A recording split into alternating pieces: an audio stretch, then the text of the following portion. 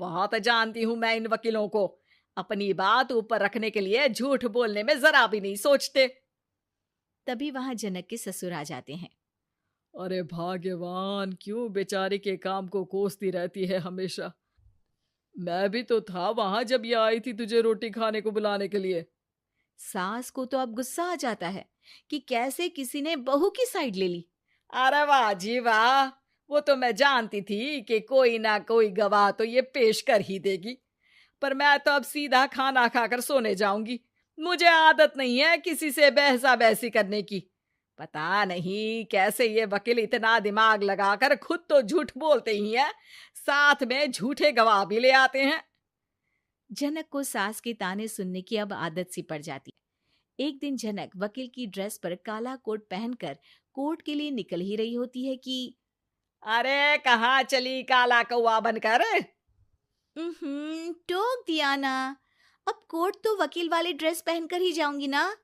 वाह भाई वाह, दामिनी तो मैंने भी देखी है। सन्नी पाजी ने ऐसा ही कोट पहना था और कहा था कि तारीख पर तारीख, तारीख पर तारीख। मतलब कि कोई बात करनी है तो बोलिए, वरना वक्त नहीं है मेरे पास खराब करने के लिए।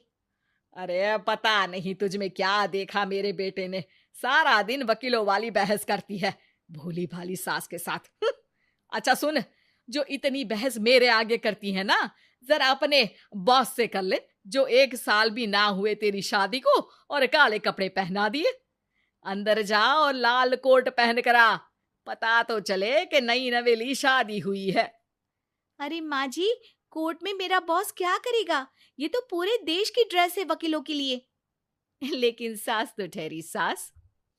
अच्छा, तो कोई जरूरत नहीं है 2-4 साल कोर्ट जाने की। शादी थोड़ी पुरानी हो जाए तब इजाजत दे दूंगी मैं तुझे काले कपड़े पहनने की। अब क्या था, मन मारकर जनक को लाल रंग का कोट पहनकर कोर्ट जाना पड़ता है। उसके जाने के बाद आहा, बढ़िया, ये पूरे देश की ड्रेस की बात करने वाली। अरे पहना दिया ना लाल कोट। अब सास आए दिन या तो जनक को उसके काम का ताना देती या फिर उसका काम छुड़वा देने की धमकी। तंग आकर एक दिन जनक पति से कहती है, मैं सोच रही हूँ कि कोर्ट जाना बंद ही कर दूं। अरे क्यों यार, इतना अच्छा करियर है, क्यों छोड़ने की सोच रही हो? अरे लाल रंग का कोट पहनकर जाना पड़ता है। हर बात पर सास ताना देती है कि वकील तेज होते हैं, सवाल जवाब करते हैं, झूठी दलीलें देते हैं।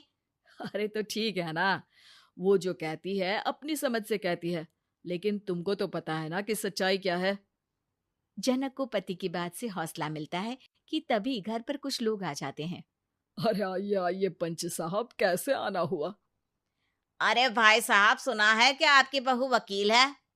तभी वहां सास आ जाती है। हाँ है तो, लेकिन क्या हुआ, फिर कहीं बहस कराई क्या? अरे हम तो खुद दुखी है उसके व्यवहार से। अरे भाभी जी, आपको तो पूरा मोहल्ला जानता है कि आप कितना बोलती है।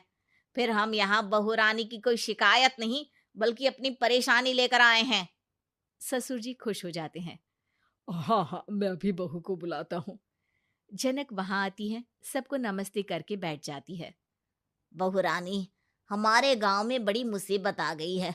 अब तो पूरे गांव की जिम्मेदारी मानो तुम्हारे कंधों पर है। अरे ना ना, इससे तो घर की जिम्मेदारी पूरी नहीं होती, ये गांव की जिम्मेदारी क्या लेगी? भाभी जी, आप चुप हो जाओ। यहाँ पढ़े लिखे लोगों की बात हो रही है। आप जाओ, जरा रसोई से सबके लिए चाय लेकर आओ। मैं कॉफी लूंगी। हाँ हाँ, वकील साहिबा के लिए कॉफी। सास सर पैर सब पटक कर वहां से निकल जाती है। बहू, गांव में पानी नहीं आ रहा है। पड़ोसी राज्य ने हमारा पानी रोक रखा है। इसका मामला तो बड़े कोर्ट में चलेगा पंच जी, लेकिन ऐसा क्यों? वो राज्य हम लोगों से पानी के पैसे मांग रहा है। अब आधे गांव में पानी की सप्लाई खत्म हो गई है बहू रानी। अच्छा पंच साहब, बात गांव की है तो मैं जरूर केस लड़ूंगी। यहाँ एक बार फिर सास की एंट्री हो जाती है। अरे वाह जी वाह, ये काम करवा लो आप हमारी बहू से, बहुत अच्छा करती है। मैं हूं सीधी सादी सास, इस लड़की ने कैसे लड़ लड़ कर मुझे साइड कर रखा है, ये तो अब आपको पता चल ही जाएगा। अरे भाभी जी, आपकी आवाज तो पूरे गांव को सुनाई पड़ती है जब आप बहू रानी को सुंदर वचन सुना रही होती हैं। अरे वकील बहू मिली है, फक्र करो फक्र। हाँ जी हाँ, सारी फकर तो हम लोग ही करें।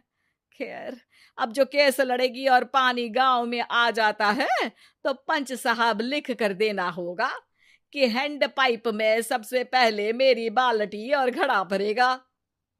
अरे फिर तो हम बहू रानी के नाम पर घर पर ही सप्लाई दे देंगे, लेकिन ये इतना आसान नहीं है।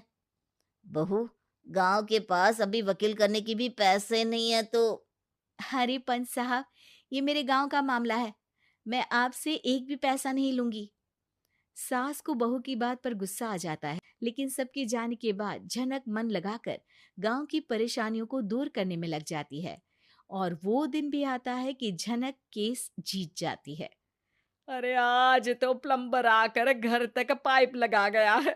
खुश हो जाओ, मेरे कारण तुम लोगों को घर के अंदर ही पानी मिल जाएगा।